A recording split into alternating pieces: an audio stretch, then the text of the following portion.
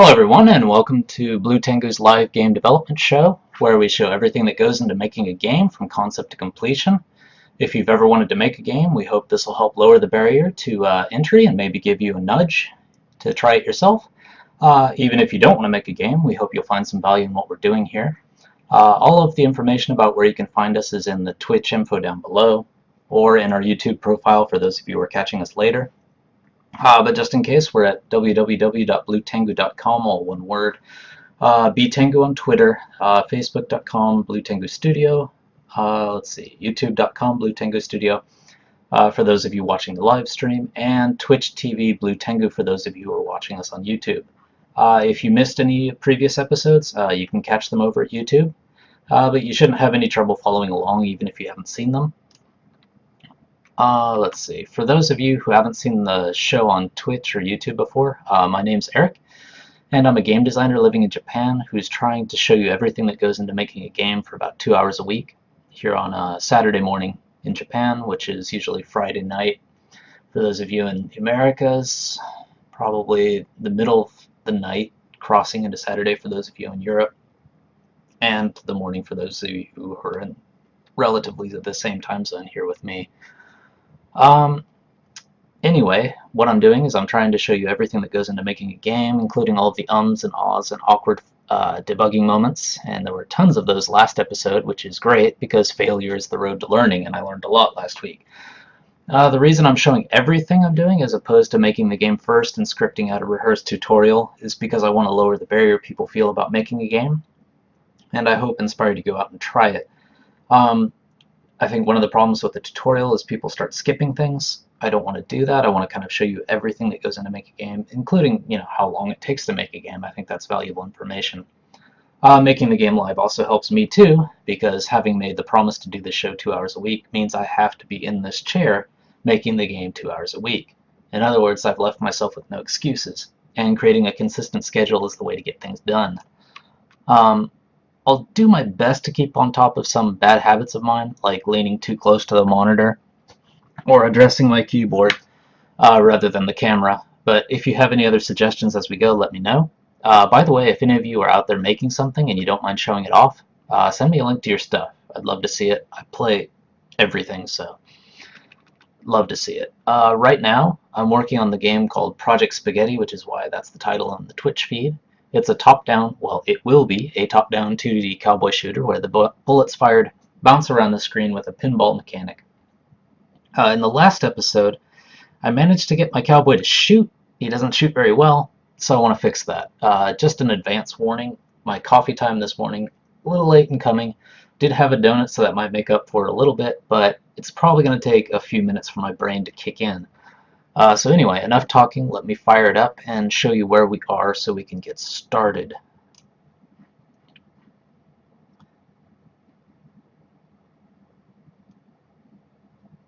So switching to my desktop here, and going up to Game Maker.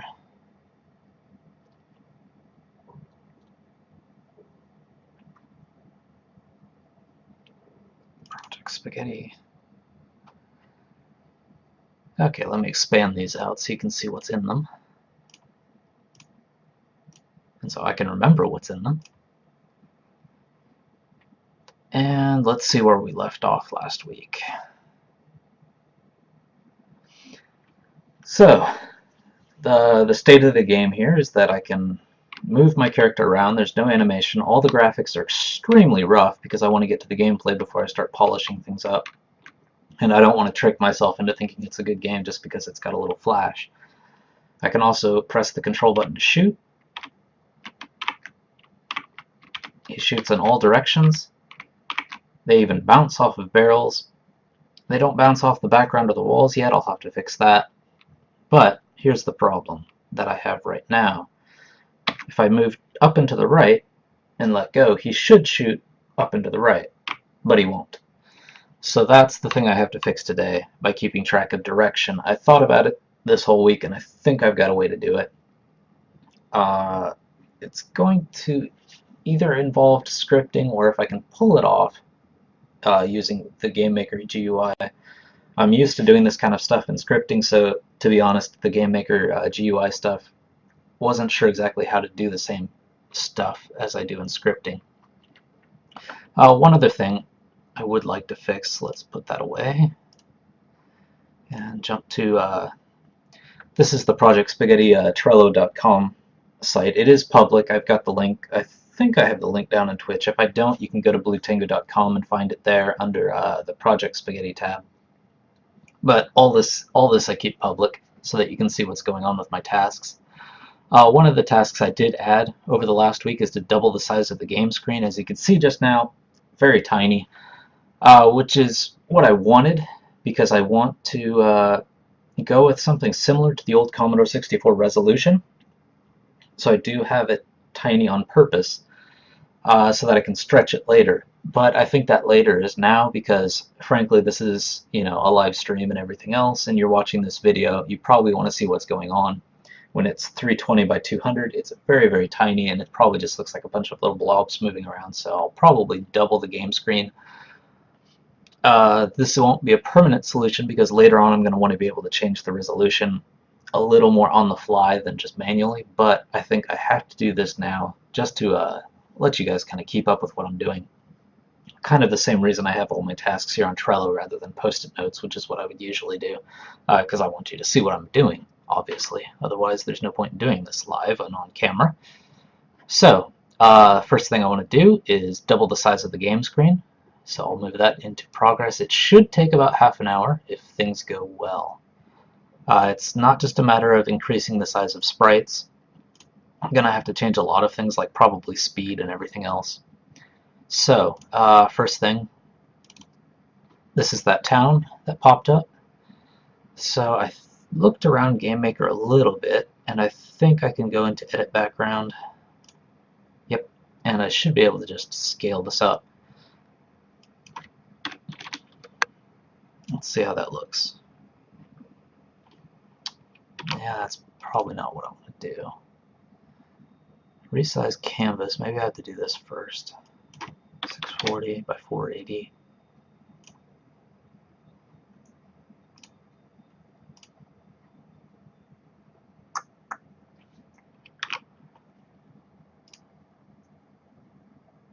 Stretch, maybe that's what I need to do. 640 by 480. Not sure what that means, but okay, that looks like what I wanted to do is stretch. So I'll keep that. And I still have all those original 320 by 200 version resources in file format, so I can always dump those in later if this screws anything up. So let's stretch this, double it. That'd be 48 by 42. Yep. Okay. Let's do it with the bullet. I mean, the bullet's just a little pixel, so that wouldn't be too much work to do otherwise, but 48 by 42. And the barrel.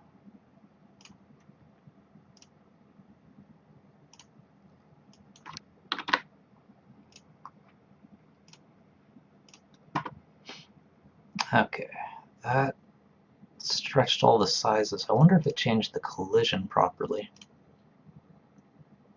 Yeah, looks like it did. Okay, let's see what happened to the town now. Yeah, obviously the town window's still 320 by 200, so now it's just all scrunched in. 640 by 480.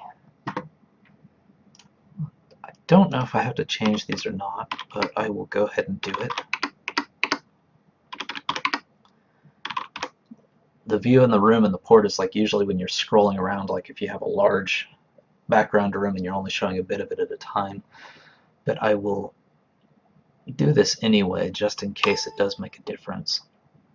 And now I need to move these barrels around.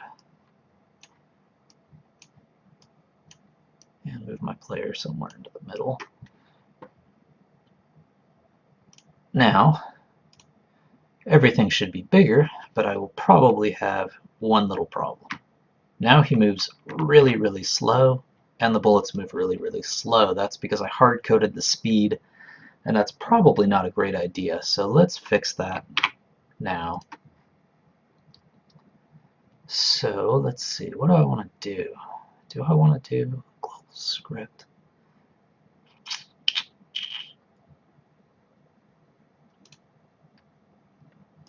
I think I do. I'm going to create a script which has my global variables. I'm not sure if this is the best way to do it or not, but I think it should do what I need it to do.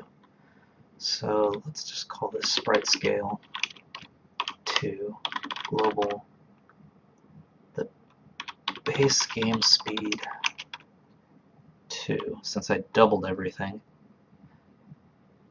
I'm not sure if I'm going to use the sprite scale or not, maybe later, but at least the base speed I'm going to use now because I want to double everything. Let me rename this to something. Since it's script, I'll go with script global settings. Let's just call it globals. Okay. Now, what should I do? Should I attach it to the player? It's probably not good to attach it to the player, so I should probably create some sort of system object that has this thing. So, when the system object is created, I want to call this script. Execute script. Script globals. Hopefully that works. I don't have any arguments. Now I need to drop. What is this? Not sure what this mysterious object 2 is, but I'll get rid of it. Now I need to drop that into here. It's an invisible thing, but it needs to be in here for it to actually be created when this room starts up. So, there we go. Should be able to access those globals now. One of the things that needs to speed up is the bullet. So, let's see, since I don't want to have to change bullet speed every single time I create a bullet going off in different directions, I probably want to add something in the create event that initializes the bullet speed variable. So let's call it BL speed. Well, let's base speed in case I do speed things up, because one of the things I wanted to do with the pinball game is to actually have the bullet speed up as it hits things. And let's see, what did I call it? Global. I think I called it global base speed. Base speed. And I don't want it to just be that 2, so I want to multiply it. I think before I had the bullet going 3. Let me check. No, I had it 2, but let's speed it up anyway. I think it was a little slow as it was. BL base speed. And let's change all of these.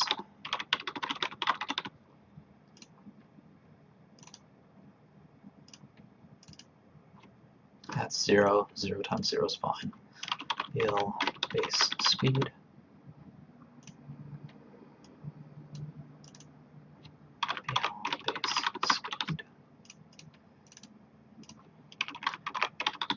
One other bad habit I've noticed of mine that I need to fix is to actually drink water while I'm doing this show, because if you watched last week's episode, you probably saw the effect of not drinking water, which is my voice starts to disappear, and it sounds pretty bad when it does. So one of my goals is going to be, I usually take a break around an hour into the show to go to the bathroom, get a fresh glass of water, all that stuff, because coffee in the morning does tend to catch up to me. So my goal is going to be to drink this by the time I hit the break, and see if that helps. Also, because I'm living in Japan right now and it's basically almost August, it's extremely hot. I do have the air conditioner kicking finally, but the problem with that is the air conditioner does an even better job of drying me out than me speaking. So I've got my own voice, and I've got the air conditioner working to destroy my voice by the time this show ends. I'll try to fix that. So as you can see, there's a lot of these to fix, which is why I don't want to do this every time I want to make a speed adjustment. Better to have some sort of variable that I can just change in one place, because the worst thing would be to forget it or misname it somewhere, and then have the bullet just fly at a slower speed or a faster speed when it goes in one direction, and try and pull my hair out trying to figure out why it's doing that. So that should change the bullet speed, hopefully. And I need to do it with the player too. Let's see. I think the player only moves here. Yep. So I want to do the same thing again, which is set the player base speed to that global base speed. And I think I do want to make the player a little faster, because he's going to need to be able to dodge bullets, and even before the resolution change, he was a little too slow to do that stuff. So I've got player base speed. I think the only place I change the player speed is in these left, rights, ups, and downs. So player base speed.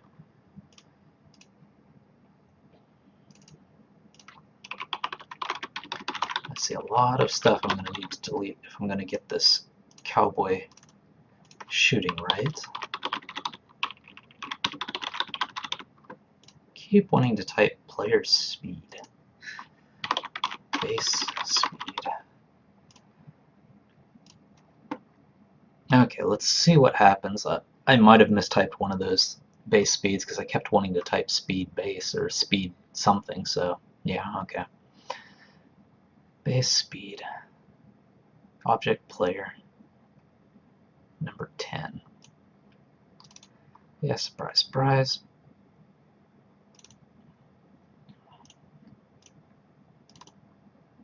Global base speed equals 2.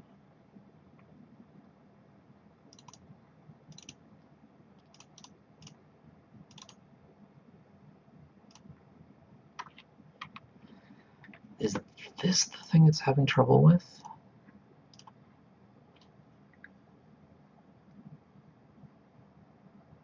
Create event, action number 10, global.base speed times 2.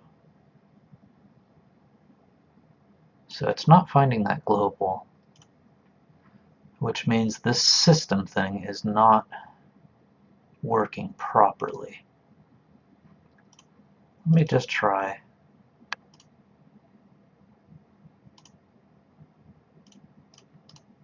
Dumping that script into here for now.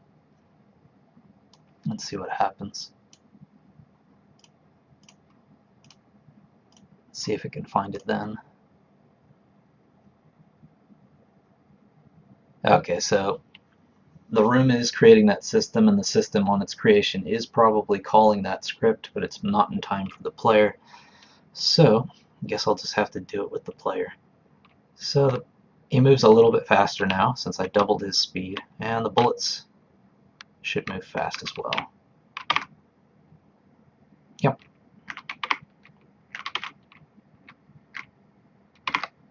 Okay, that collision was weird. Alright, so that's fine for that. Let's see, change position. Actually, there's one other thing I might have to change. Let me see what's going on here. Yeah, that's another thing I'm going to have to adjust as well. Okay, this is where that sprite scale thing is going to come in handy. Because right now, because I increased the size of the player, but I have the bullet spawning at a fixed position from the player, it's still spawning from that fixed position based on the smaller player, which means the bullets are spawning inside the player. Later, when I start to actually have the bullets able to kill the player, that's going to be a problem because the player is just going to keep shooting himself. So that is something I need to fix with the bullet here, with all these jump to positions. So before, when the player was small, I had the bullet offset by 5 pixels left and right, and 10 pixels up and down because the player is taller than he is wide. So I need to change this 5 and 10 to be that global, or at least related to that global. Since that global is 2, since I doubled stuff, let's see. Global base.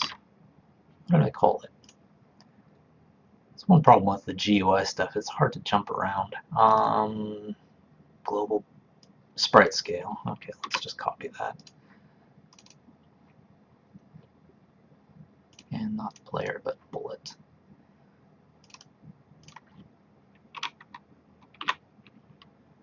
So it's 2. So I want to multiply it by, should I just do 2.5? Why not? 2.5. Because 2.5 times 2 is going to be 5, which is what it was before. This one, 5 times that.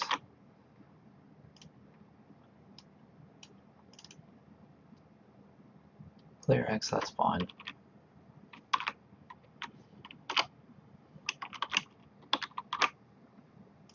I did use my parentheses right. Okay.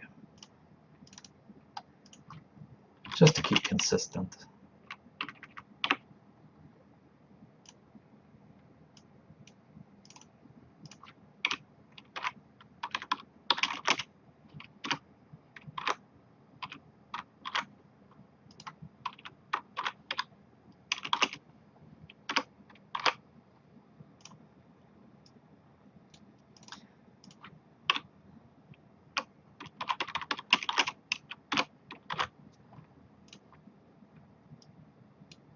So when I'm done with this, the bullet should properly spawn at least a few pixels away from the player, which is what I want.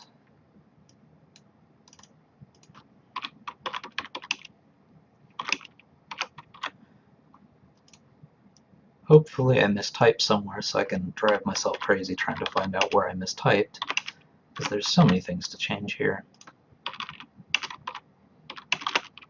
It's one other disadvantage to a GUI-based game development system is, at least as far as I know, you can't do some sort of global replace, or even if you could, that would be kind of scary because you can't see everything. I get the feeling that a lot of people who are making Game Maker games probably start to switch over to just a scripting system because it's more efficient and closer to what they know. But I will do my best. Y, action 35, yep, good, got an error. I like those. 35.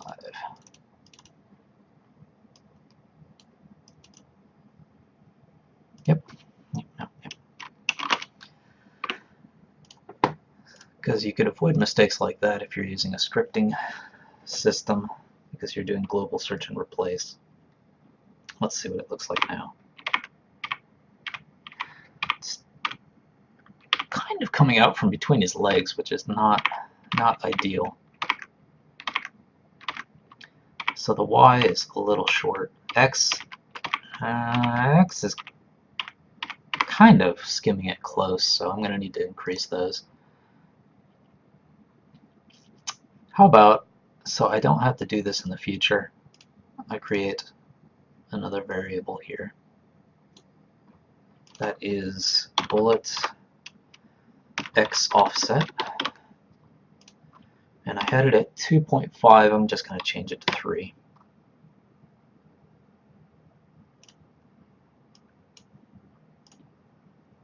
And I'm going to create a Y offset. And I'm going to change that to, let's say I had it at 5, so let's go with 6. That way, if I'm still off, you know, when I start to do collision and things like that, I can just change these two rather than going through all of this over and over and over again. So BLX offset. So unfortunately, the first time I'm going to have to go through these things again.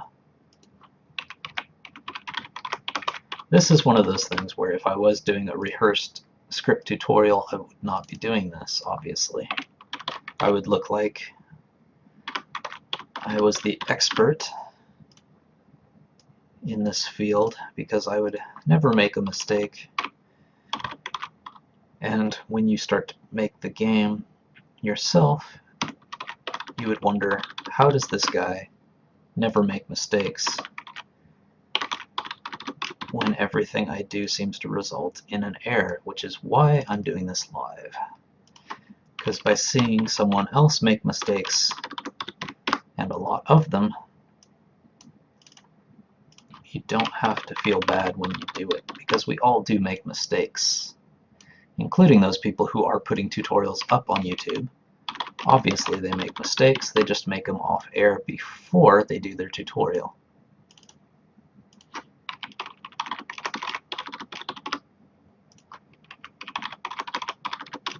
Which makes it faster, of course, if all you want to do is learn the technique for getting it right. But it does kind of hide the reality a little bit. BLX offset, and hopefully I didn't mistype any of those X's and Y's, but we'll find out soon enough.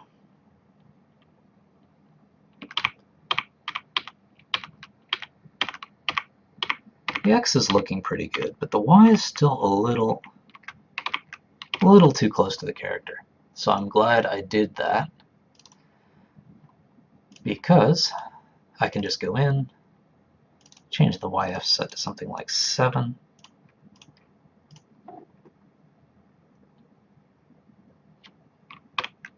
and lo and behold, the bullet's different.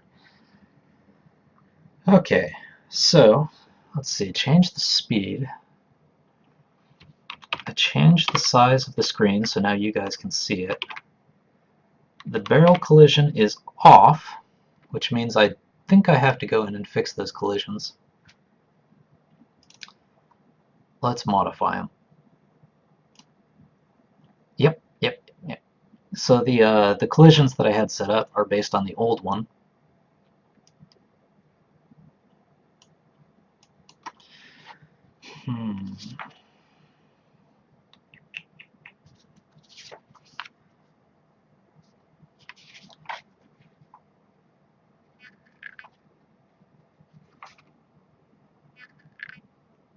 I do want it a little bigger than that. 10, 2, a little bit wider. 38. Okay, that looks good, and it's round, so it should bounce off the corners properly. The bullet collision. Okay, this one's just set to precise collision checking, which in Game Maker means to use the pixels to determine where collision should happen. And I'm sure the character's off. I probably don't want to do precise collision checking on the character because I don't think I want the player to have to worry about the antenna. Like if a bullet snags one of the antenna and they die, that's going to be kind of frustrating. So I'm going to go with a rectangle and manually change it here. 16. I don't want to include the antenna, so 4. Yep, the top of the hat there. Let's drop that down a little bit. 31. So it includes the arm. Yep. And the bottom. 39. Yeah, because I don't want the bullet snagging the feet.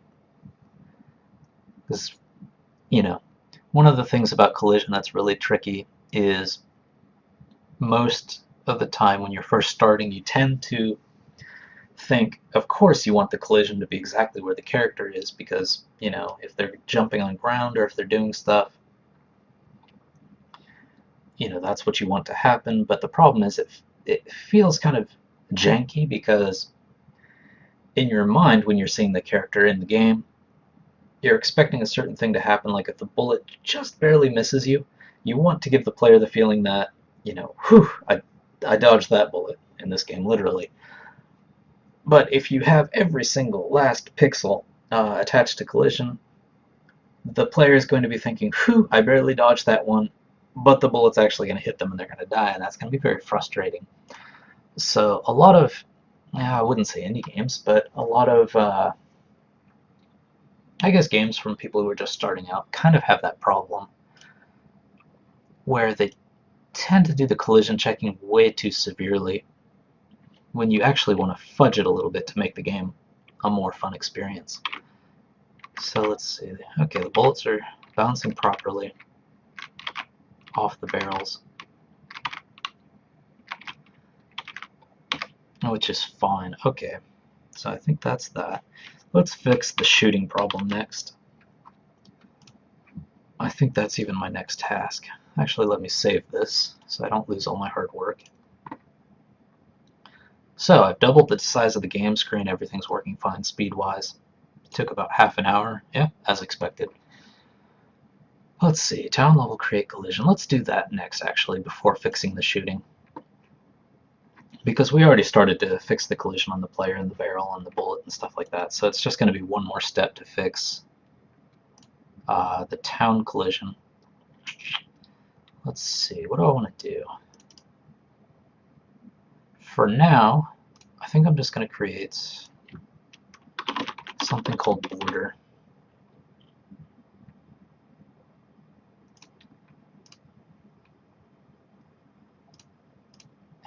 Okay. Usually I do this stuff outside in Photoshop, but since this is just going to be literally a border, I don't think I have to go that route.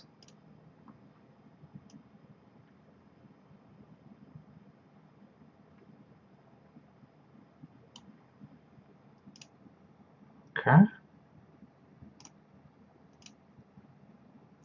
It's not giving me... Oh, there we go. So, let's see. What do I want to do here?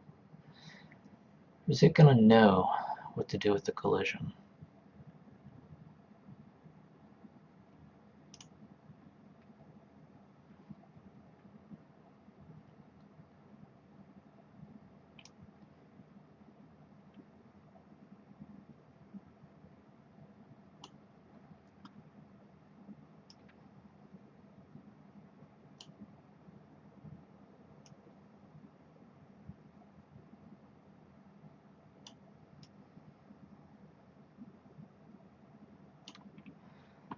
And there's one other thing I'm going to have to do with this.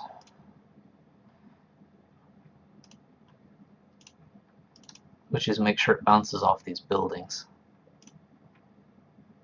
So, I need to make another line at 144? 145. Let's make it 145. So Y is 145. Next to that, draw a line, shift for diagonal thing at the bottom.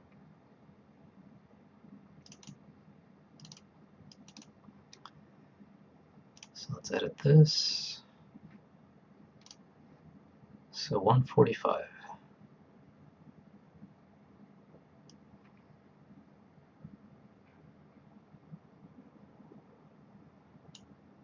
And do I have a fill command?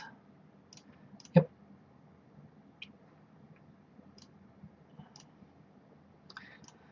So what is precise collision checking going to do for me?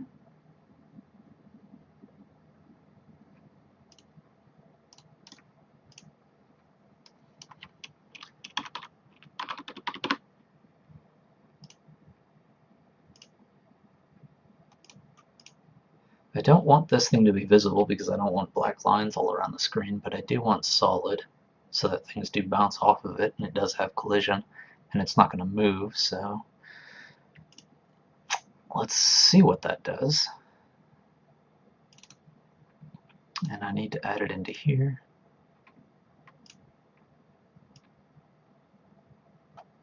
Okay, that's not what I expected to happen. Why is it so scrunched up? Obviously the sprite editor was playing tricks on me. No. Well, that's lovely. Now, there we go. Okay, that's a problem. It's kind of why I like doing things in Photoshop rather than trying to go through another program's graphical editor, because stuff like this will happen.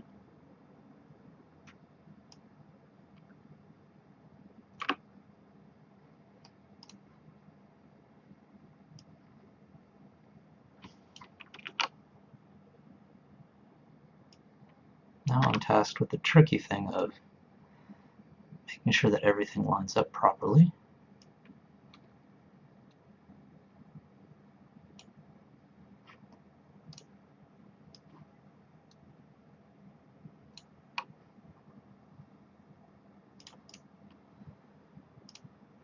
Okay, well, second time's the trick.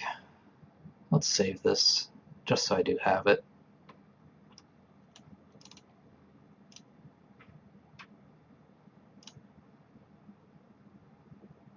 It looks like I have something in there.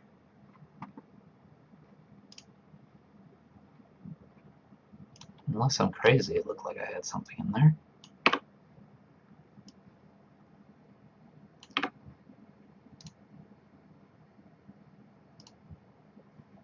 Okay, oh, that's just the GUI's crosshair, so I'll ignore that. Border, sprite border, that should be updated. The town, let's see what happens when I drop it in this time. Oddly enough, it's still too small. What is going on here? Wow. Okay, I'm really tempted to do this in Photoshop instead of this thing, because this is not helping at all. It is 640 by 480. What is going on? Why is it not showing up as 640 by 480 when I drop it into the scene? Just because I think I'm crazy, I'm going to do this one more time. No. It's not 640 by 480. Okay, so since this program is lying to me, I'm just going to do this in Photoshop. So let's jump out of here and do this in Photoshop.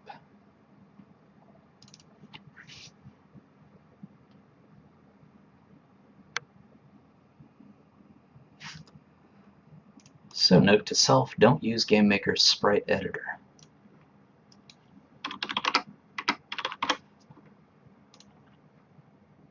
It seems like it'd be pretty good. You know, it's probably my mistake, but I don't want to take the time to learn it when I want to be making a game. And this also presents us with another possibility, which is to make it stick to the Commodore colors, but since it's not going to be visible, I guess that doesn't matter.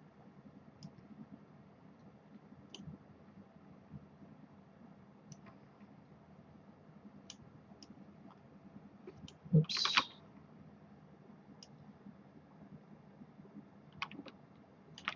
Oh, so much better. Because you can use the shift key and stuff like that to keep your lines straight. The only problem is going to be figuring out where that 640 by 480 is, but thankfully, let's see, I don't have to worry about that so much because I do have this. The original town background, which I can copy in as a new layer, move it to the back, and draw a new line exactly where I want it. I want to make it look like it is bouncing off the building, so I want to make that pretty precise. Okay, and then I can get rid of that. And I can get rid of that. And merge that into a new shape.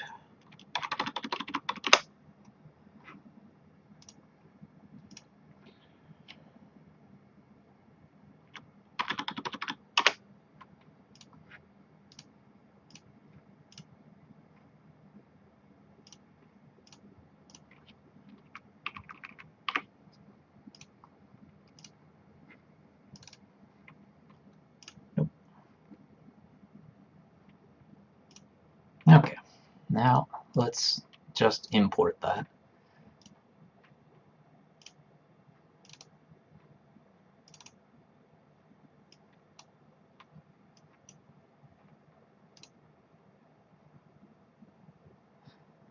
Actually, there is something I do need to fill in.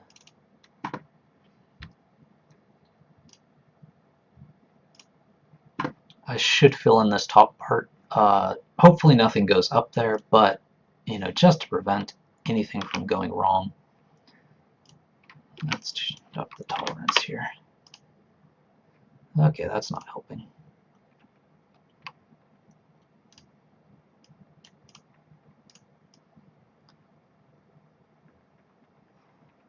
But just to prevent anything from going up into that space or getting stuck in it, I just want the whole thing to have collision. So I do need to fill that in. Because I'm not entirely sure how GameMaker does collision, and I don't want to take chances. So let's try that again. Precise collision checking. Hopefully it recognizes that this is empty space and this is stuff that needs collision. Solid, not visible.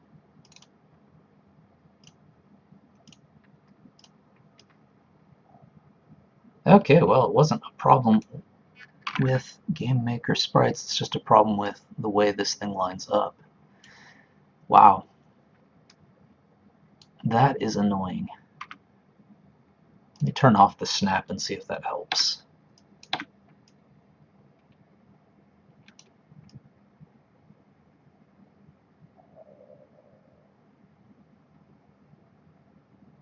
Okay, let's go back to snap 32. Okay, so it probably wasn't a problem with the sprite that we made in GameMaker. It was probably more a problem with just the way this grid does the snapping stuff. Rather than filling it in exactly, it just always wants to squeeze it to the right.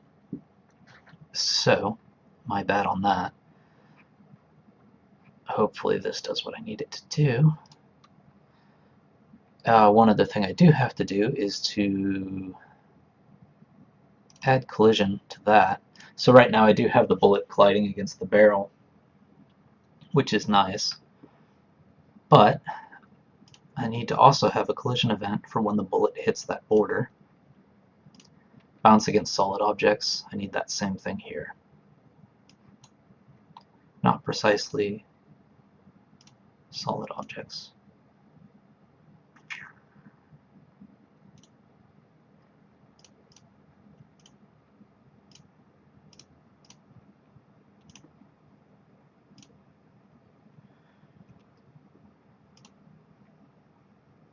I'm not sure if this should go in the collision event or not, but it seemed to work last time, so I'll just leave it in there. And I probably want to start doing player collision too, so he can't go everywhere. So I'm going to have, when he runs into the barrel, now I suspect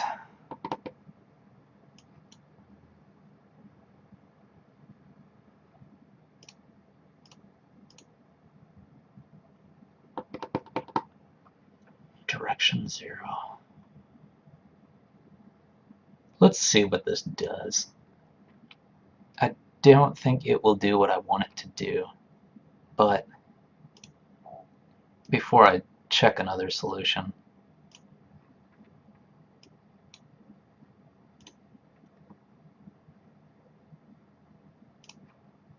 let's see.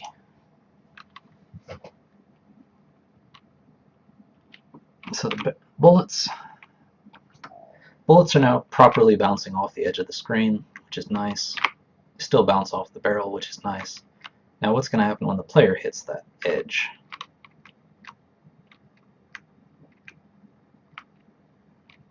Okay, player's warping all around the place. That's very, very, very weird. Not only that, you can't see what I'm doing right now, but when I'm pushing up against this thing, I can't slide to the left, which is really weird behavior. Don't want to do that. So I do need to do something more complicated with the collision. And I think I have to do it through script. Let's see.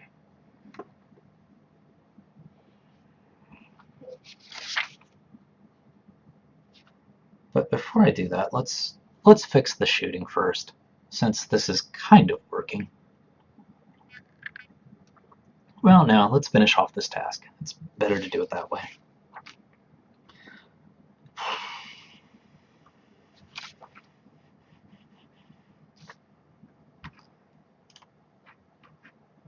So let's look up really quick.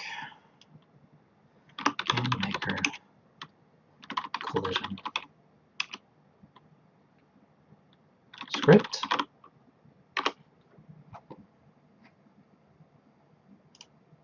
I think this is just...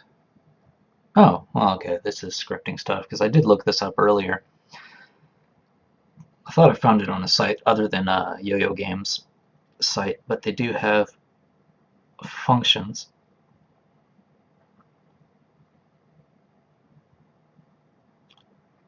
Place empty. What does this do?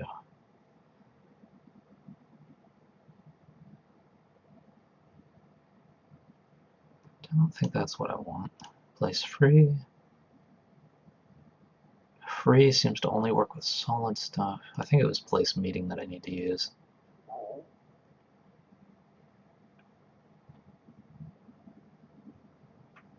Yep, okay. This is exactly what I need to do. So I need to use this function to make it so that if the player is about to hit the collision, it, doesn't. And that'll happen before the frame updates, so you don't actually see the player going in and coming out.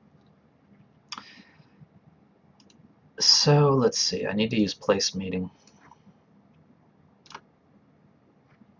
which means I do need to do some scripting. Let's just move that into here. So if the player, is it player? I am calling this player, right? Yep, okay. Oh, no. If place, oh, it's got it right there. Perfect. No, it doesn't fill in the other stuff for me. Okay, so if place meeting, I need to figure out the speed.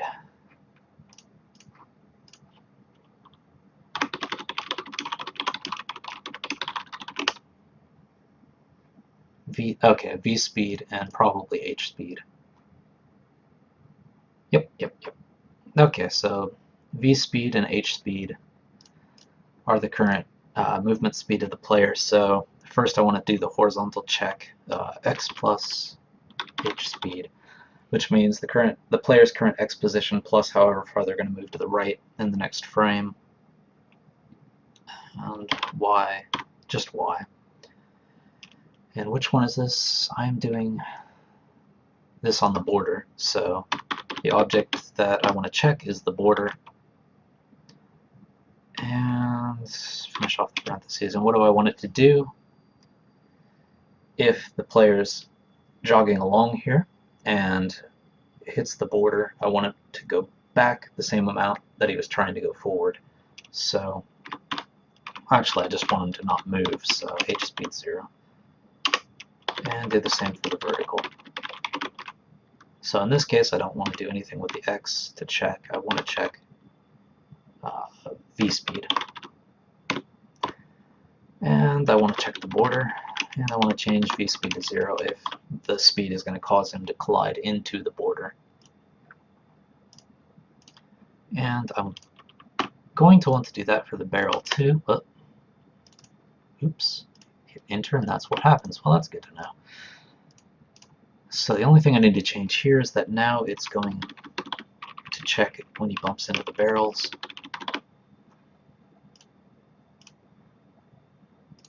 Hopefully that does what I need it to do. Yep. So now the difference is, even though I'm hitting up and left at the same time, because the horizontal speed, like if I'm moving left, the horizontal speed is minus, but there's nothing there in that horizontal direction. So the collision check doesn't stop the player from moving in that direction. There is something in the Y direction, so it stops the vertical speed. So it handles those components differently rather than just stopping the player when he collides in any direction, which is exactly what we want.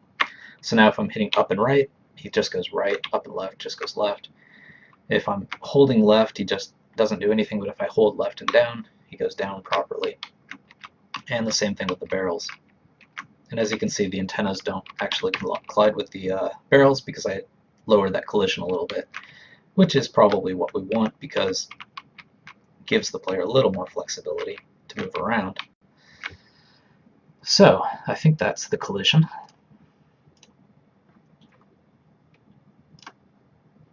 Create collision, that is done. Okay, so with that, I think I'm going to take a quick break to freshen up a little bit. I didn't make my promise of not drinking the water before going on break, so my voice is probably going to start giving out on me. I will work on that a little bit more and hopefully not have my voice give out on me. So the last thing I do have here for the last hour is fixing the player's shooting direction. I do have it at half an hour. If we finish early, we can jump up to one of these tasks here. Actually, bullet bounce response. That's done. Actually, we just did that. And player collision is done. Nice. Okay. So if we finish the player moving around properly and all that, we can jump over here to actually having the player able to shoot himself. And that's probably about what we'll get through today. So I will take a quick break. Okay, welcome back to the show. Let me just drop that away here. Thank you for waiting while I took a quick break. For those of you who didn't catch the intro, this is Blue Tengu's live game development show where we show everything that goes into making a game from concept to completion. If you've ever wanted to make a game, we hope this will help lower the barrier to entry, maybe give you the nudge you needed to try it yourself. And even if you don't want to make a game, we hope you'll find some value in what we're doing here. All of the information about where you can find us is in the Twitch info down below, or in our YouTube profile for those of you who are catching us later. But just in case, we're at www.bluetengu.com, one word, btengu on Twitter, facebook.com Blue Tengu Studio, youtube.com Blue Tengu Studio for those of you who are watching the live stream now, and Twitch TV Blue Tengu for those of you who are watching us on YouTube. Stop by, I do this on Saturday, 8 a.m. in Japan, bright and early in the morning, way too early in the morning. So as you can see, the coffee's not kicking in yet.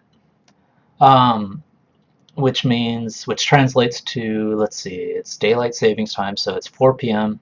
Pacific daylight savings time on Friday, 5 Mountain, 6 Central, 7 Eastern, so that's for North America. Midnight on the cusp between Friday and Saturday for those of you in the UK. And, if you're here in Japan with me, it's 8 a.m. obviously, and for those of you in Australia, I think it's anywhere from 9 a.m. to about 11 a.m. And then for those of you in New Zealand, it's probably around noon on Saturday. But all that information is down on the Twitch or on our site. And the game we're making now is Project Spaghetti, which will turn into, hopefully, a top-down 2D cowboy shooter where the bullets fired bounce around the screen with a pinball mechanic. So let me jump back to that.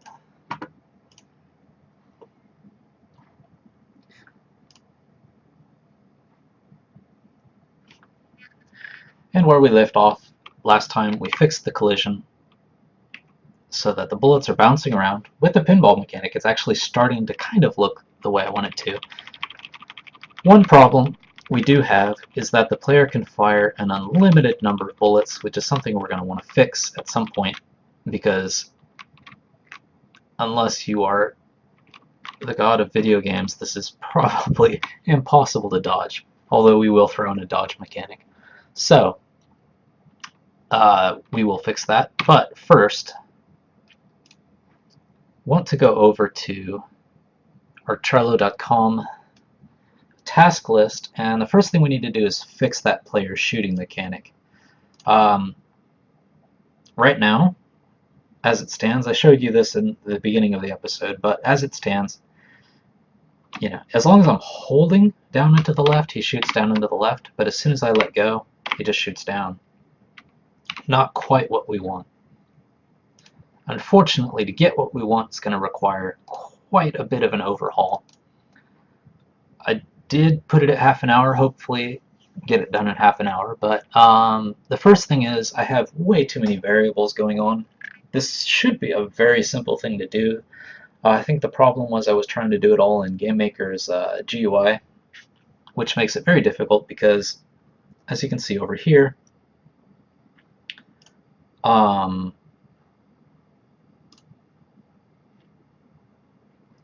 can do keyboard events for like left, up, right, and down, but I can't do a keyboard event for left and up or right and up, and I tried to do all sorts of crazy things to try and pick that up, only made things worse the more I did it.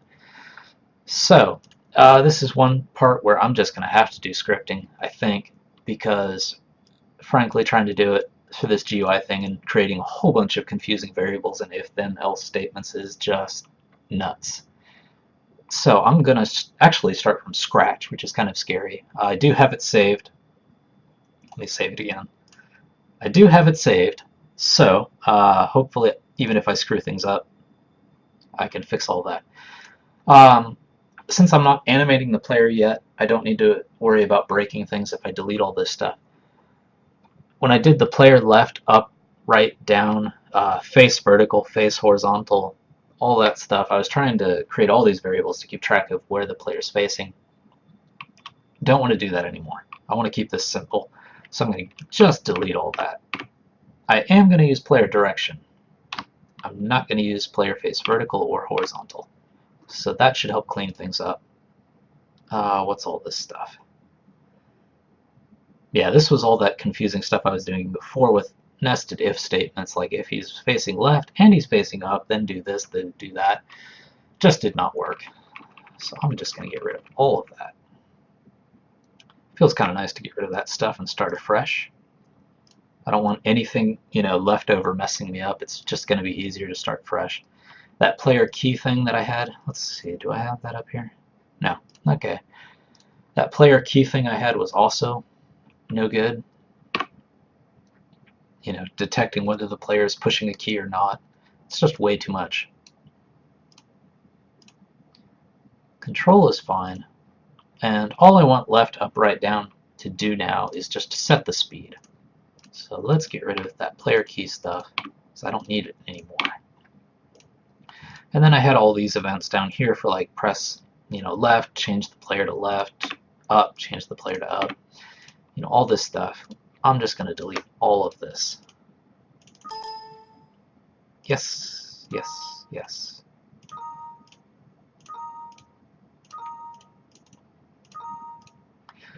So now the only thing left, up, right, and down do is change the player's speed. So no matter what, he's just going to always fire down.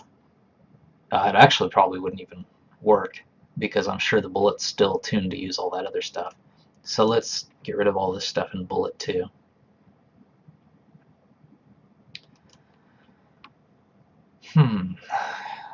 Let's see. I do want to keep this stuff, but I want to change this.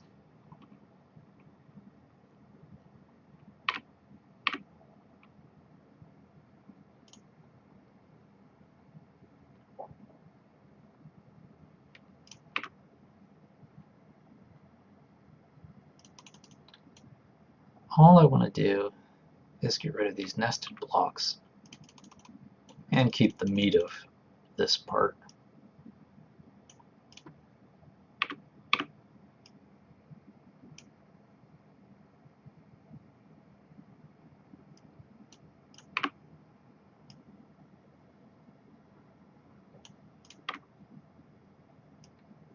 Who knows, maybe it's not a good idea to leave leftover code, but I kind of feel like I don't want to delete all this stuff that I just typed in, so I'm not going to. So my plan is to use this PL direction variable to determine where the player is facing, which was my original plan, but it didn't go well because I tried to use the GUI stuff. So on good faith that I'm going to be able to fix this, I'm just going to go ahead and fix the bullet stuff now so that it doesn't break when I try to load it. The way I had the system set up was if PL direction is 0, the player's facing up. 1, 2. This is actually mirrored, so that's no good for me to show you with my finger, but up 0, up and to the right 1, right 2, down and to the right 3, down 4, down and to the left 5, left 6, up and to the left 7. So 0 through 7. And since the player starts default shooting down, PL direction is set to 4 when the player is created, which is fine. So now I need to change all of these if statements for the bullet to use that PL direction. So the first thing, let's see, the first if statement has me setting the horizontal speed to go left and the vertical speed to go up. So this is going to be up and to the left, which we said was 7. This one, 0 and up, which we said was 0 because it's facing 12 o'clock. Let's figure out what this is. This one's right and up, so that's going to be 1.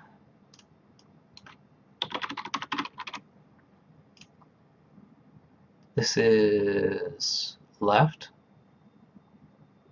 Just left. Okay, this one's just left, which is going to be 4, 5, 6. This one is just down, right? Yep, this one's just down, which is going to be 4.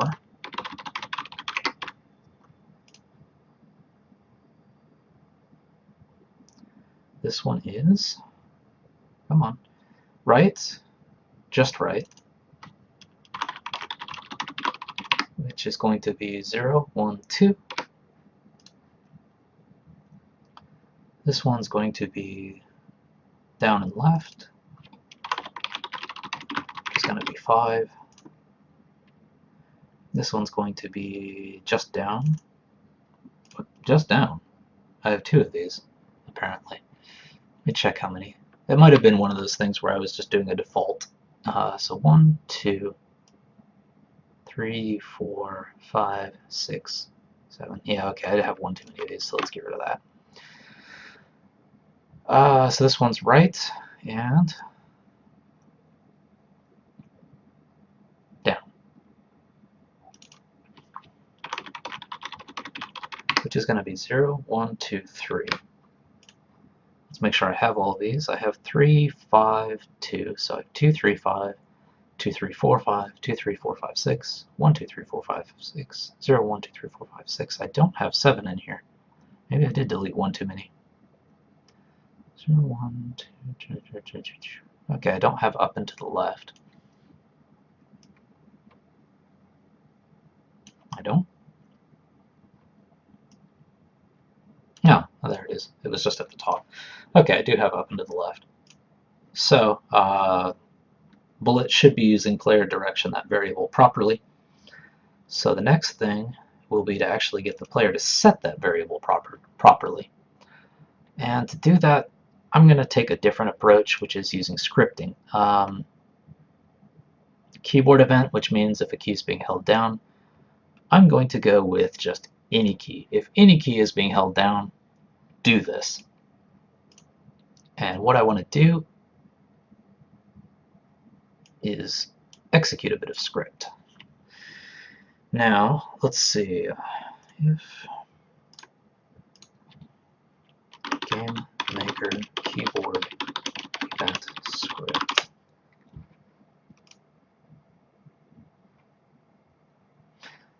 Perfect. Okay. So they've got all these constants, VK, left, right, up, down. Those are the ones I'm going to be using here.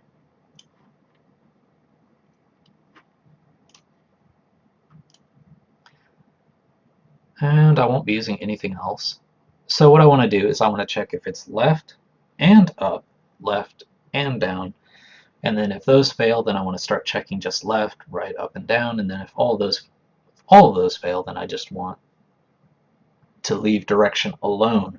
That's the thing that I wasn't able to do through the GUI, which is if nothing is being pressed, then don't change the direction. So I need to set up a bunch of probably if else. I mean, I could use a switch, but since I'm going to be checking, if and else stuff like that, a switch is probably not how I want to do this. Take a drink of water so I don't dry out.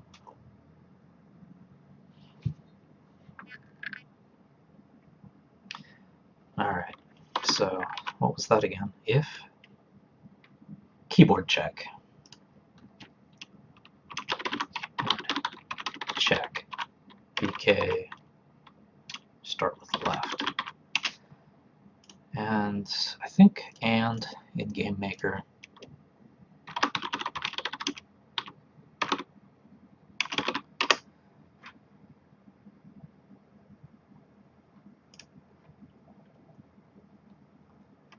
Is 2 ampersands. Yep, okay. And is 2 ampersands. So, first check if it's, let's go up and to the left. Oops, not just keyboard check. And then it's then, right? Nope, there's no then. Okay. It's just curly brackets. Can I use tab? Yep, okay. Brilliant. Okay, if it's left and up, that's 0, 1, 2, 3, 4, 5, 6, 7. That's all I want to do.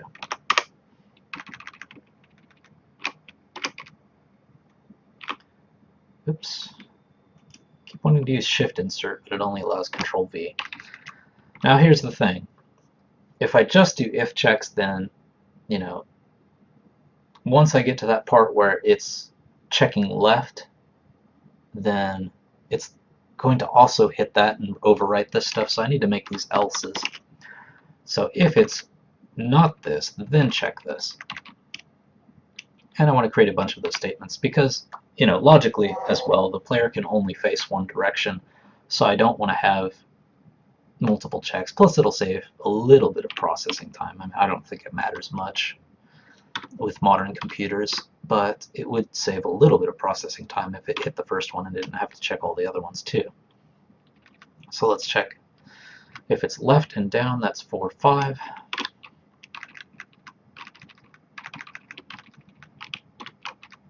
Control V. Let's do the more complicated ones first. The combination ones first, so that it hits those first. Right and up is 1. Right and down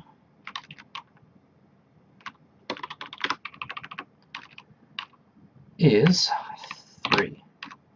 Okay, so those are my complicated ones. All of my combinations, my corners, are covered now. So if it's not a corner, then we start checking if it's just one key.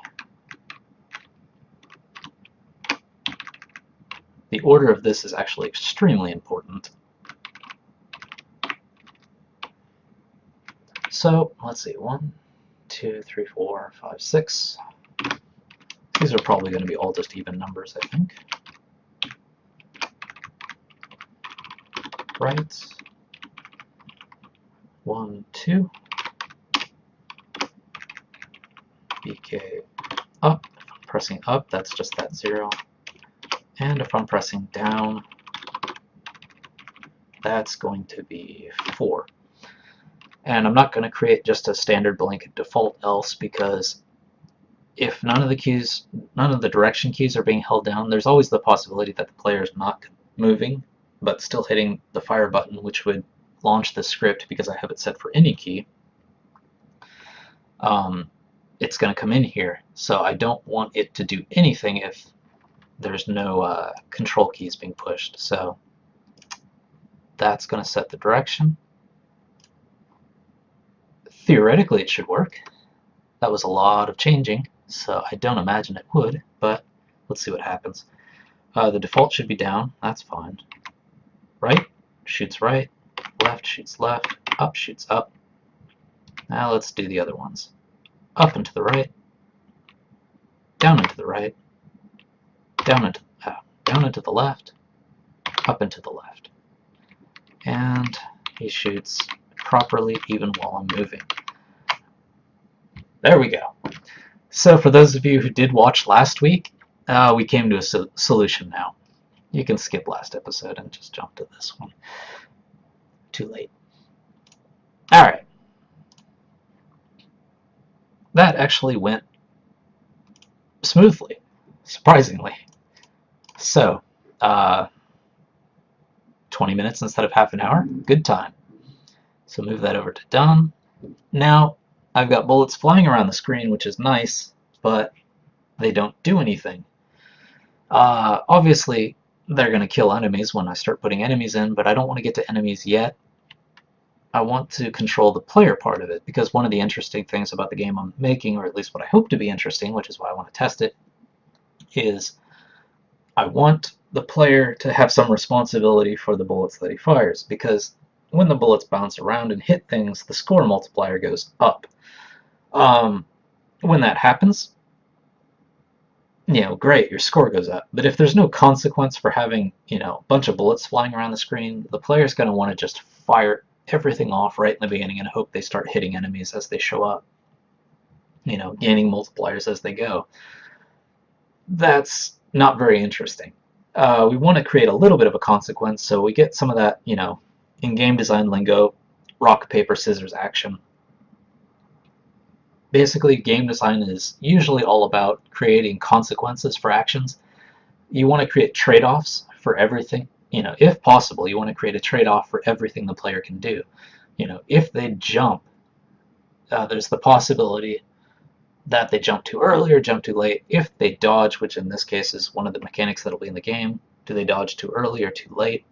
You don't want to have just some control be the thing that always works, because then you end up with a boring game where you're just mashing the button. If you have consequences, then the player has to start thinking. Like, for example, take it to a Mario game. It seems like there's not a whole lot of consequences for what you do, but there's actually very, very, very, very rigorous consequences, which is why the game works and why it's, become so classic. What they did was, for example, if you've got the fire flower, you can cast fireballs, great, but you can only cast a fireball every, I don't know the precise timing, maybe a second or something, or half a second, whatever they have it, however many frames they've got it set up to be. The problem is, if you throw a fireball, there's actually two consequences to that. One, it goes at an angle. So if an enemy's coming at you, the fireball is going to bounce at an angle. The farther the enemy is away, unless you're really good at calculating where that enemy is going to be and where that fireball is going to fall, it's kind of hard to hit them. But as they get closer and closer, it gets easier to hit them. But as they get closer and closer, obviously your danger goes up. So that's one consequence, is the angle. If they get too close, then you're too high or whatever. The other consequence that they have set up, which is something we've actually got set up in here, is timing. Too soon, too late. If you fire too soon, your fireball might bounce and then jump up before it hits the enemy, but before you can fire the next fireball, the enemy's already hitting you. So, most games work because of these consequences. If, Mario could just fire a stream of fireballs, as long as the button's being held down, the player's never going to want to let go of that button. They're not even going to have to think about it, which isn't interesting. One recent example, which I love, is Gears of War. Now, it's not that recent. I guess I'm old, so it's recent for me. It may not be so recent for some of you, but Gears of War, most games that did the reload, at first, like if you remember Doom, Wolfenstein 3D, those games, as long as you had ammo, which was a consequence, you had to keep track of your ammo, not fire too much because you'd run out of ammo. It's one consequence, but as long as you had the button held down, you could shoot, until your ammo runs out. That's great. The next step of evolution in that was to have it where, it acts more like a real gun. Where, if you've got a rifle and it can only hold 6 bullets or something, then you fire off 6 bullets. Let's go with a sniper rifle. It can only hold like 2 bullets or 1 bullet. Let's say you fire off your bullet, then your consequence for firing off that bullet is not just draining your ammo, nor is it just the timing between shots. It's now also the fact that you have to take this second to reload your gun and then fire. Gears of War took that a step further with something called active reload. What they did was they used, I'd love to talk to Cliffy B and see where he got this inspiration. My thought is that he's played golf games before on computers.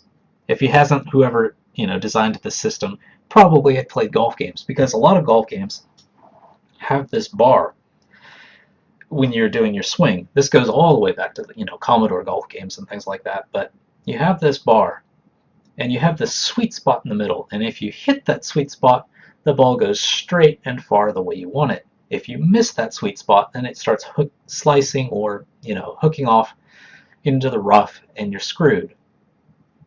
The interesting thing about that mechanic was, depending on the club or whatever you had, that sweet spot would change. And it would go like this. So you had to time it properly. You couldn't just, press the button and it hits the ball the same way every time. And now what Gears of War did was it used that in the first-person shooter aspect and in the reloading aspect. So the gun has a sweet spot. If you hit the reload button and don't do anything, it just reloads like any other first-person shooter, which is fine. But there's a sweet spot. And as you reload, if you hit the reload button again when it's in that sweet spot, you get a bonus for that, which is basically your ammo is supercharged, which especially in multiplayer makes all the difference, because every single bullet counts because people are shooting you too. Which is great, but, if that's all they did, that's not very interesting, because the player would always try to hit the active reload, and if they failed, big deal. Now what they did to make a consequence for that was, if you're not in the sweet spot and you hit the reload button, you pull the lever on the slot machine, you decided to go for it. If you're not in that sweet spot, then you get a consequence of your gun jams. So it takes even longer to reload. So there you go. You've got a consequence, a minor game system like reloading. By adding a consequence into it, it changes the game, makes the whole thing more interesting. So consequences in games are what make them interesting. So you've got to keep that in mind. So for Project Spaghetti, the consequence of firing off all your bullets in the beginning to try and rack up points is that you now have to dodge all of those bullets. You can't let those bullets hit you. Which brings us to this stuff. Player lives. And I'm going to need to add collision.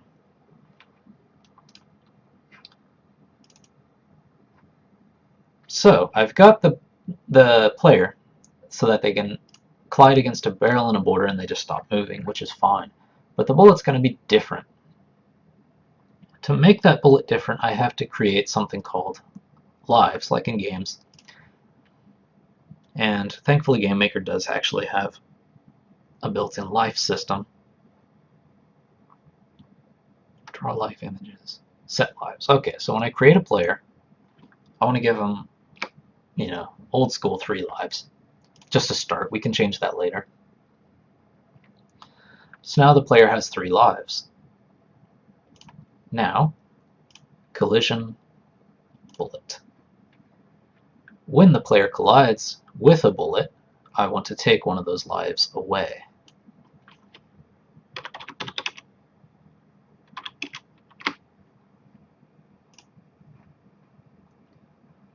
And I'm also going to want to test lives. I wonder if that's 0. Okay. If lives are equal to 0. I guess that's an if statement, so I can do the standard stuff. If that's the case, if they've got no more lives, then I'm going to want to call a game over screen. Can't do that right now. since I don't have a game over screen. So I'm just going to leave that alone, get back to that later. So that's fine, lives go down. I want to also show those lives, which requires in GameMaker all these draw events are basically all of like your GUI stuff. And they even have one for draw GUI. I looked it up. The difference between draw and draw GUI is draw literally draws it somewhere in your room, whereas draw GUI, you think of GUI elements as like a HUD, and no matter where your screen is, like for example if you're in Zelda or something, those heart marks are always going to stay in the same part of the screen. So that's what draw GUI does, and that's what we want in case we do decide later to make these non-fixed screens. And there's draw things down here. Actually, I think there was something just to draw hearts. Alright, there we go. Draw lives, caption lives. Sure, 0, 0 sounds fine. And I think that's just going to draw numbers.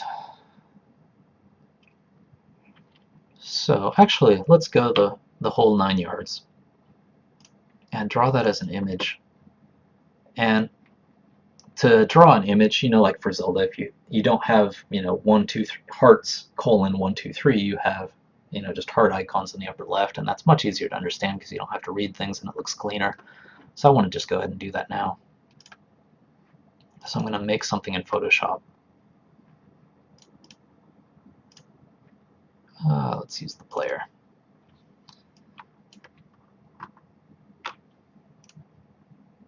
Obviously, the player's kind of long, so it's going to be kind of clunky if I try to draw little, players to represent the life icons. So I probably just want to use the head aspect of this. Do I want to get it precise? Yeah, probably.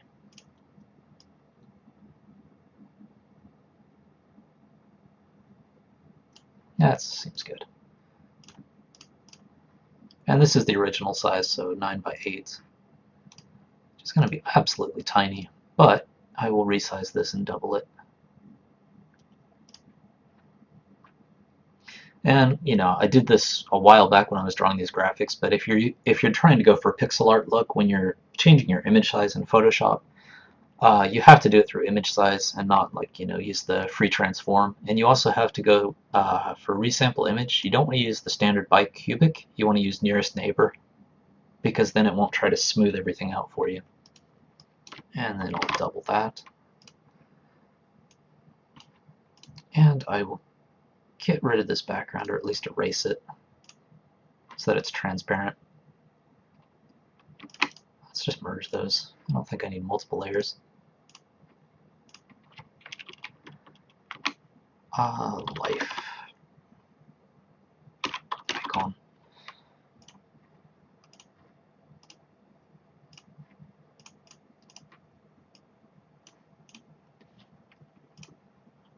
Okay, that's my life icon. While I'm in here, since I'm going to need it later to show how many bullets the player has, I'm going to also draw a bullet icon.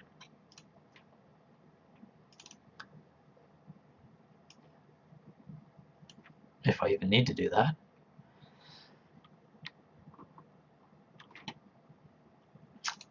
Yep. Okay. Just to make sure I use Commodore colors. What's a good looking bullet? Let's go with this.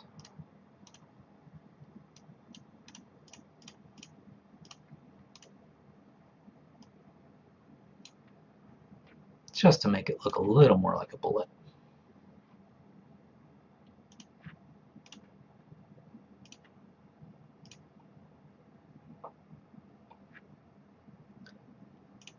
And let's take the very minimum of that.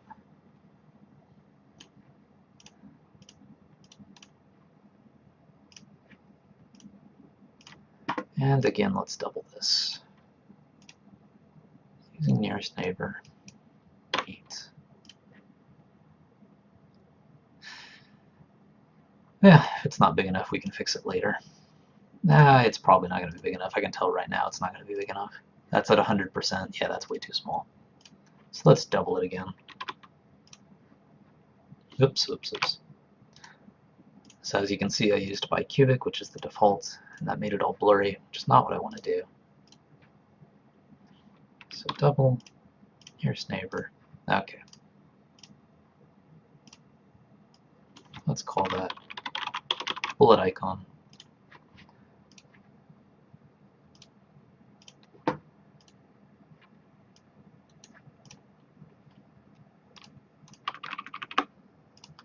Okay, now I have it available when I decide to use it. So let's go ahead and bring those in. I'll create sprite life icon, and load that thing we just did, which was the player's head. Don't need any collision or anything like that, it just has to look nice. And let's go ahead and do sprite bullet icon, and load the bullet icon. Okay, so now I've got that. Let's jump back to player where we were. So when they collide with a bullet, if lives are equal to, let's draw the GUI. Draw the lives as an image. This is what we need to change to the life icon.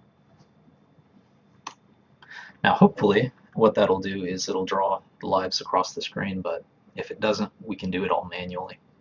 But let's let GameMaker try to do it for us first. So now I've got lives. There's one other thing I do have to do, so the bullets actually stop when they hit the player and disappear. I need to create a collision event from the bullet's perspective of when it hits the player. When it does, I want to get rid of that bullet. Now, let's see what happens. There's a lot of stuff. Hopefully there's no error. Yep. Brilliant. Okay, so now you can see up here in the upper left, we've got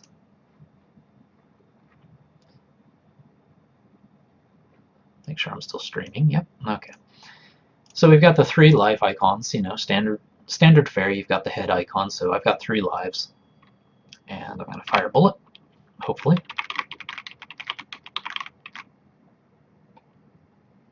Ah, there's a problem.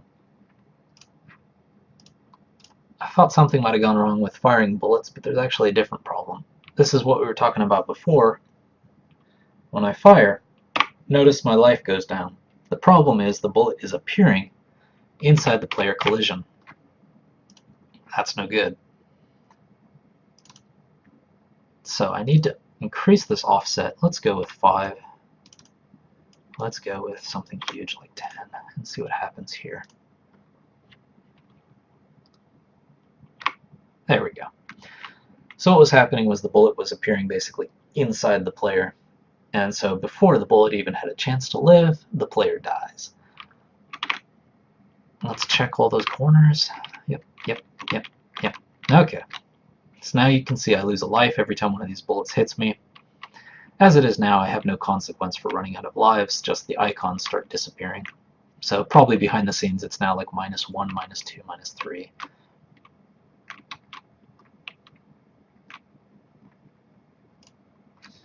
So almost there, actually. That went actually better than I thought it would, thankfully. So now let's start creating a consequence for that. Do I want to do the game over thing first? Let's do bullets first, so that the player can only have 6 bullets on the screen at once, so they don't go crazy. So let's do a new variable. We're going to set it up. We're going to call it player bullets, and we're going to give them, you know, an old-fashioned 6-shooter, 6 bullets. Easy to understand.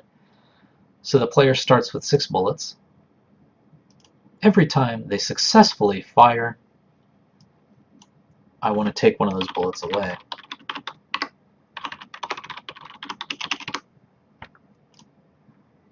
And right now the only hindrance to them being able to shoot is, if I can bring it up here, is if the timing is fine. But I want to also check the number of bullets they have now.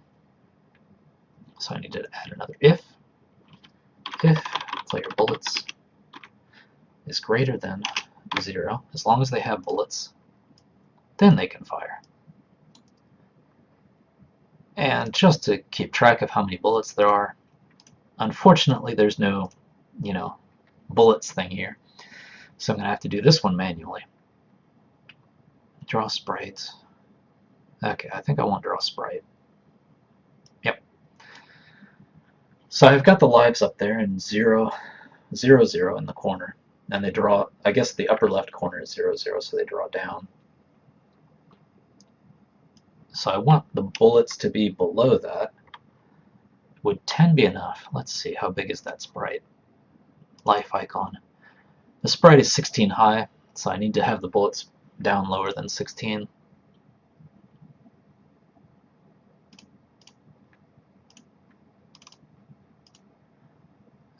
Got the bullet icon, so let's try 20. Now the problem with this is that it's just going to always draw a bullet icon there. It's not going to depend on how many bullets there are, so I need to do something for that. So if player bullets, and since it's not going to work like the life thing, I need to keep track of if they have 6, 5, 4, 3, 2, 1, or 0. So to do this, I want to start with if they have, actually you don't want to do 6. If they have more than 5 bullets, then I want to draw 6 bullets. Just to save us some coding time, because if I do if player bullets equals 6 and draw each of those things, and then if player bullets equals 5 and draw each of those things, it's going to create a long bit of code. Don't want to do that.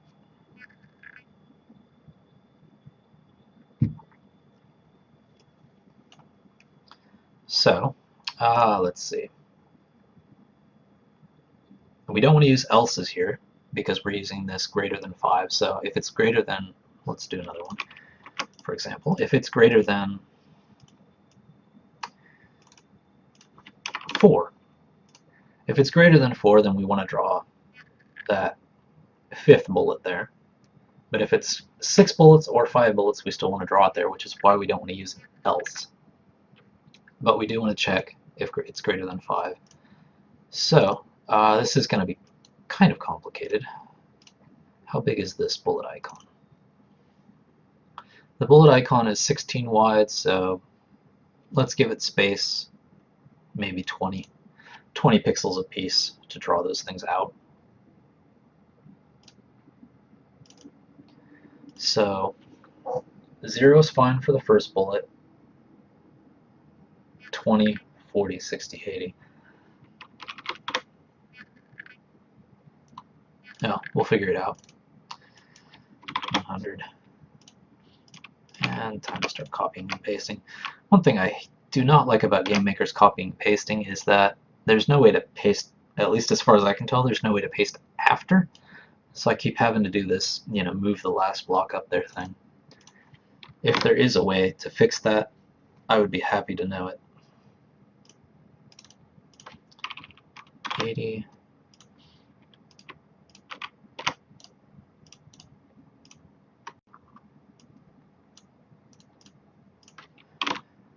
Then we draw the third bullet at 60.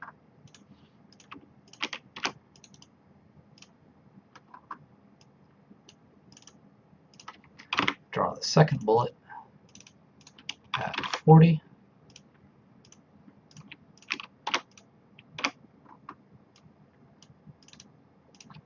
And draw the first bullet at 20.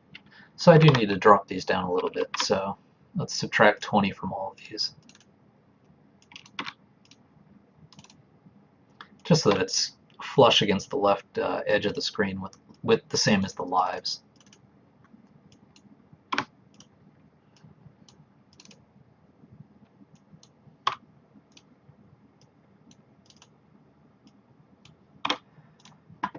Okay, that should work. So now hopefully if everything works properly and it loads, yep,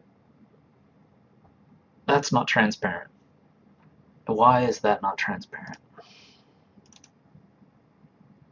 Something happened in this process that caused that to not be transparent, so I need to fix that. Because there's those little white boxes up there.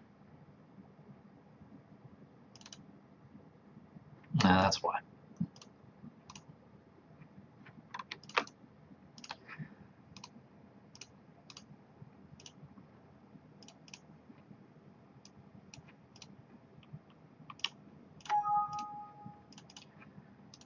Since that looks really weird, we will fix it. Okay, that should work now. So, it works. It's a little weird looking. Let's fix that first. Needs to be down a little bit further, because I guess that life icon is stretched out a little bit. So let's go ahead and make this 30. Because as it is now, it looks like the player has a bullet for a body, and it's rather confusing. So it's worth fixing that. You know, fine adjustments are things we can make later, but at least as long as it's not confusing. There we go. And I think I need to offset that a little bit more. A little picky, but let's go with 110. Add 10 to all of these, just so it lines up and it's clearly visible.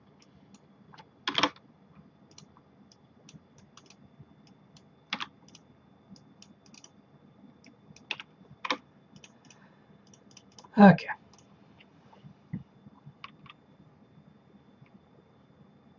A little too far, but we'll not worry about it. So now when I fire a bullet, those should go away.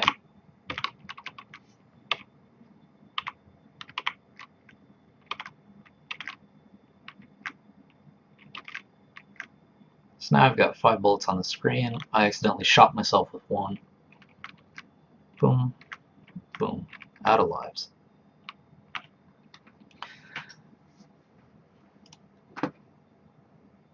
Which, let's see, since the player's fast enough to catch up to their bullets, probably want to do something. There's 2 ways to go about this. You could either slow the player down so that the bullet's always going to go faster than them. You could have the bullet spawn further away from the player so that there's no way they can catch it. Or you can create one of those consequences for shooting, which is you have to stay still for a few seconds to shoot. Not sure that's going to be fun for the player, because if things are getting pretty hectic and they're shooting,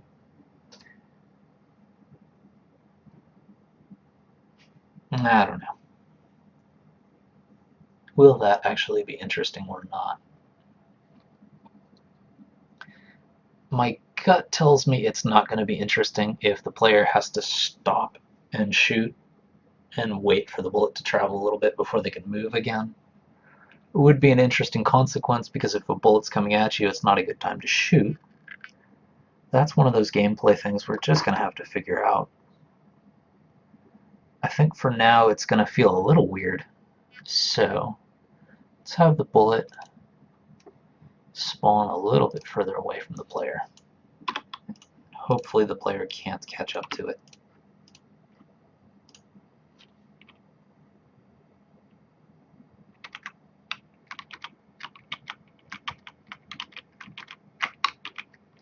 Okay, so as it is now, the player can't catch up to it, which is good. That's what we want. Let me just make sure. Yep. Okay, all the corners are fine. The bullets are flying fast. Running out of bullets.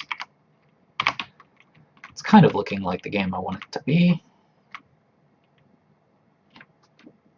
Good bouncing effects, everything's going right. So now let's have some consequences for when the player hits that game over. First thing that's going to require is a game over screen. Do I have this in my task? Well, I do have my lives variable, that's done. The player needs to die, which I guess is part of what we're going to be doing. And I do have rough lives. I even have a bullets variable, so I did get that done. And I do have a rough there, so that's done. So let's get this player resting in peace.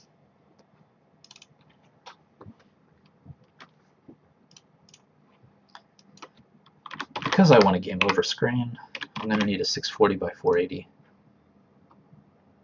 Actually, no. I want to do this the same way I've done the other ones. 240. So that I can keep that pixelized look. And I do want to use the Commodore 64 palette.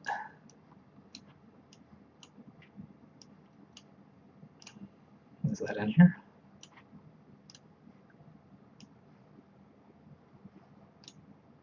Where is it? Feels like it's missing. Is it hiding somewhere?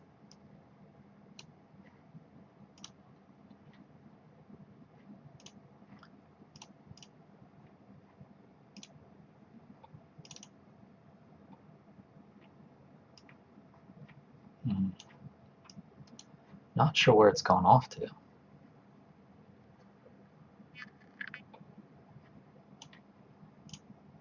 Well, that's dandy. Let's see. Is there a way to do that? Workspace. Arrange. Let's just tile horizontal. There we go. Just to make sure I have that palette.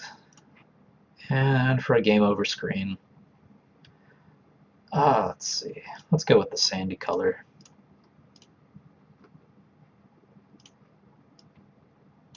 And let's do some text. Change that color to something visible on yellow.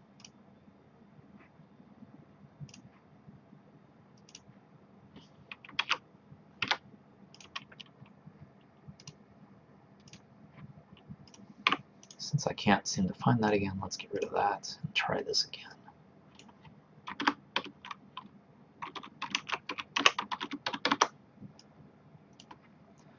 And I do want that classic look. I love this Commodore font, so I'm going to go with that. It's more or less in the middle, but just to make sure it is in the middle.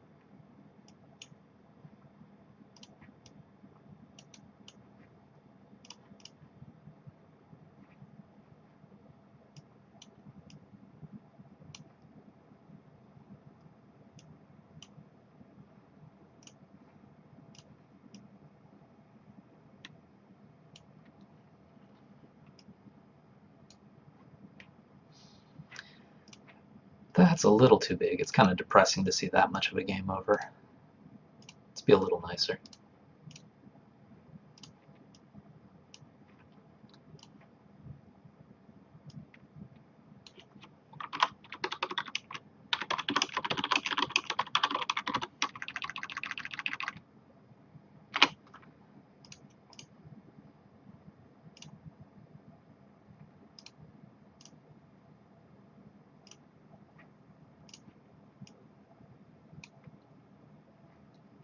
Okay. Obviously rough, since I'm not going to spend hours and hours and hours making a game over screen when I'm not done with the game.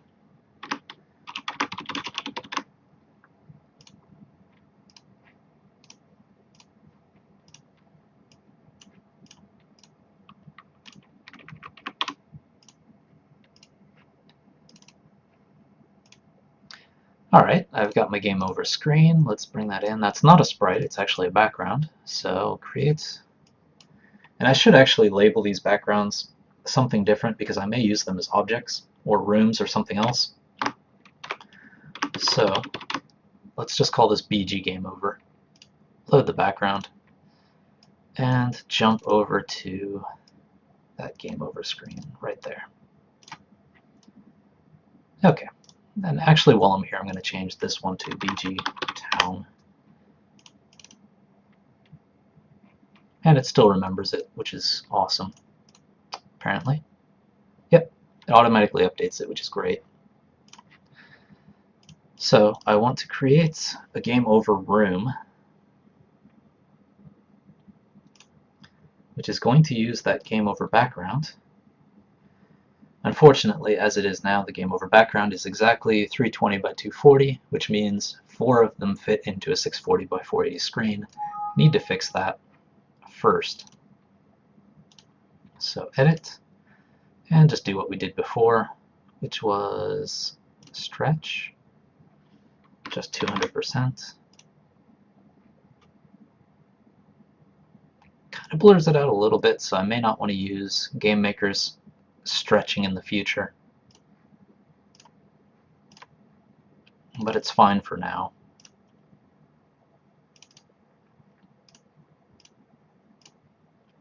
There, it fills the screen. And I don't want this to be called just room 1. I want it to be game over. Actually, I'll even call it room game over. Just like I'll call this room town. Just so that whenever I'm accessing these names, I always know what they are. So, game over, it's just an empty room. And when the player dies, in other words, when it runs into too many bullets, I'm going to want to switch to that room, which means, let's see, where would it be? Main 2, there we go, that looks about right. No. There we go, rooms. Okay, so GameMaker has all of these room controls which switch you between different rooms, like you can go to the next room or the previous room. In this case, I'm just always going to want to go to the same room, which is different room. And that room is game over. And I'm also going to want to get rid of the player, probably, but let's not worry about that for now. Do I want to worry about that? Let's see what happens when I don't destroy the player. Now, room game over. I want to create something so that when you do press any key, it does go back into the game, but I don't want to put that in the player because that doesn't make sense. So let's call this the controller. And let's add an event that checks the keyboard for any key, because I said press any key, so the player should be able to press any key they want to. And if at the game, let's just call this game over, actually, just so I know exactly what it is. If the player presses any key, I want them to go back into the town room, for now anyway, and start over. So I've got game over, and I need to add that object in here.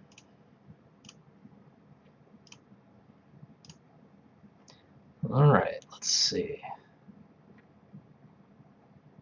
Let's see what this does.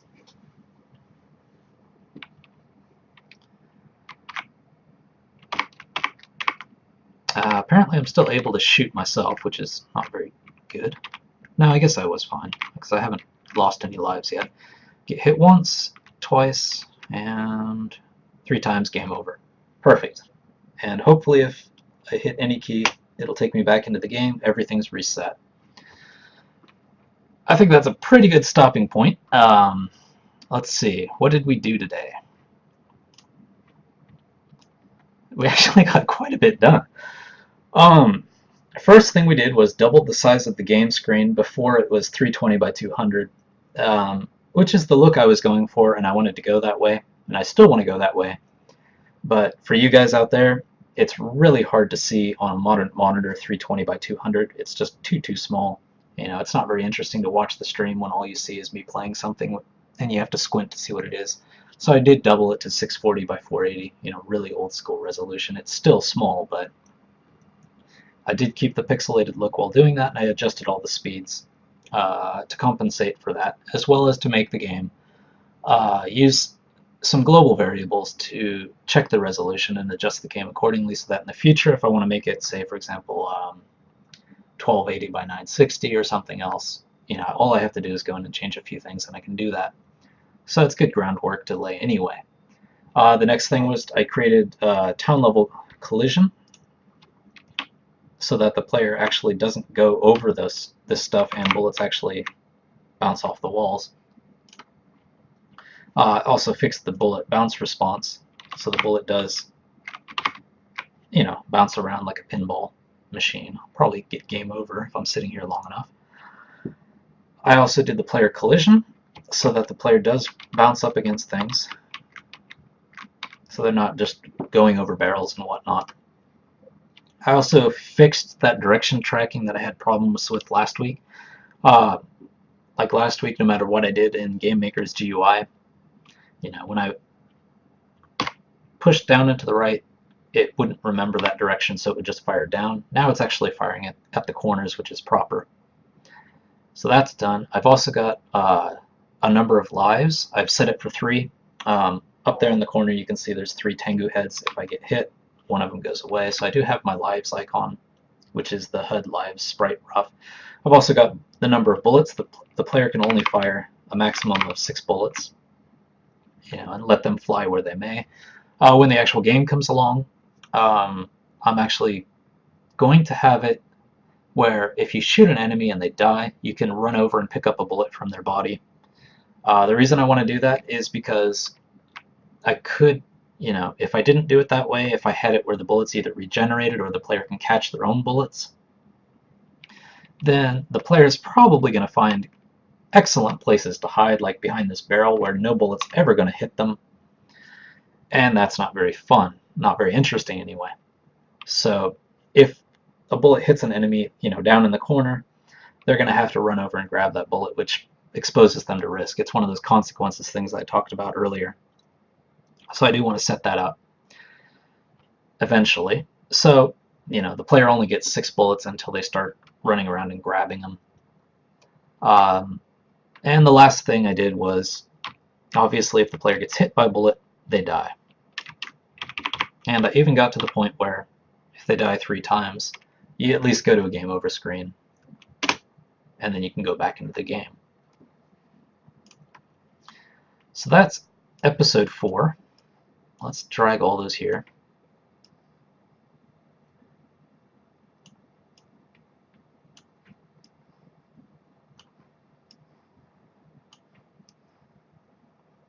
And you can look at this Trello task list anytime you want. The link is at bluetengu.com, my homepage. And if you're watching this on YouTube later, I should include like a little annotation that says where this thing is. But you can come over here and check it anytime. These are all the tasks, just to let you know. All the tasks are the individual little things that I still have to do. I don't have all of them listed here, but I have enough of them to keep me going, and I've estimated about how much time they each take to do. So like, for example, 0.25 is 15 minutes, estimated 15 minutes, 0.5 is estimated 30 minutes. And what I try to do is for the next episode, which will be episode 5, I try to figure out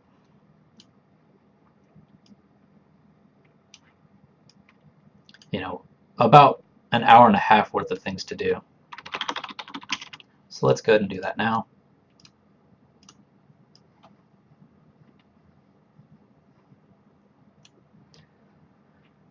So the next thing is probably to set up score.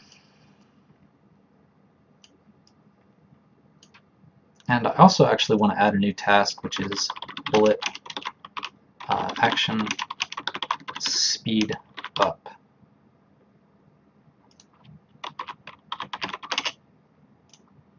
Because this is actually going to play into that score multiplier thing.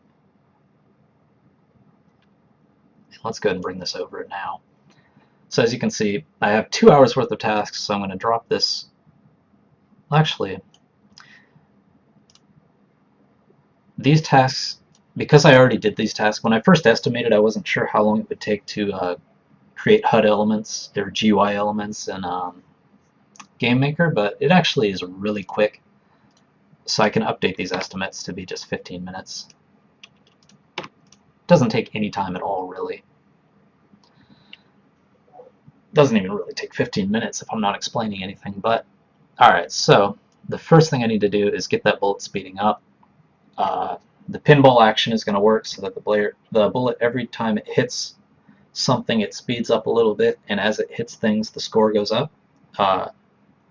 Well, not the score, but the score multiplier. So when you do hit an enemy, say you hit the enemy with a bullet right off the bat, maybe they're worth 100 points. If you hit them after, the bullet's been bouncing around the screen for a long time, to reward you for that risk of dodging that bullet for that much time, it'll have a multiplier based on how fast it's going. So if it's going really fast, maybe it's worth 300 points when it finally hits the enemies. So, you know, it's a risk-reward system. Rock, paper, scissors, just like we talked about. So once the bullet starts speeding up, actually, let's do score first. It's probably just going to be 0 for now. Until I have enemies in there, there's nothing to hit. So it's just going to be a 0 in the upper corner. But once I do that, get the bullet speeding up, and then I'll start to show the score multiplier next to the score thing so you know how fast the bullet's going and how much all these things are going to be worth. And that actually should be enough to fill up the next episode.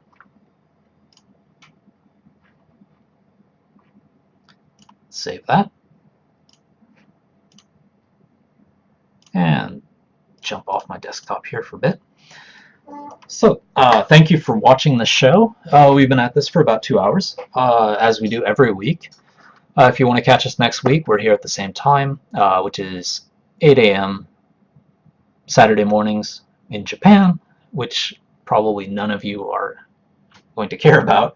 So for those of you in North America, it's 4 p.m. Friday Pacific, 5 p.m. Mountain, 6 p.m. Central, 7 p.m. Eastern on Friday night. For those of you who are in the UK, that's, let's see, midnight between Friday and Saturday. For those of you in Japan with me, obviously it's 8 a.m. Saturday morning. If you're in Australia, I believe it's 8 to 10, depending on where you live in Australia. And I think for New Zealand, it's around noon on Saturday. So if you want to catch us next week, that's cool. If you don't have a chance to catch us next week, I put all these videos up on YouTube later, which is www.youtube.com/BlueTengu Studio, all one word. For those of you who are watching this later on YouTube, if you want to come by and catch the Twitch at those times I mentioned, it's twitch.tv/BlueTengu, all one word. And, you know, we announce everything that we do on our Twitter, which is just btengu. So, you know, follow us on Twitter. I would like to have followers and, of course, you know, interact with you a little more. So if you have feedback or comments, you can send, you know, you can send a tweet, you can send a private message on Twitch, you can talk in the chat, you can leave a comment on YouTube, you can leave a comment on the site, bluetengu.com, and you can even email me at contact@bluetengu.com.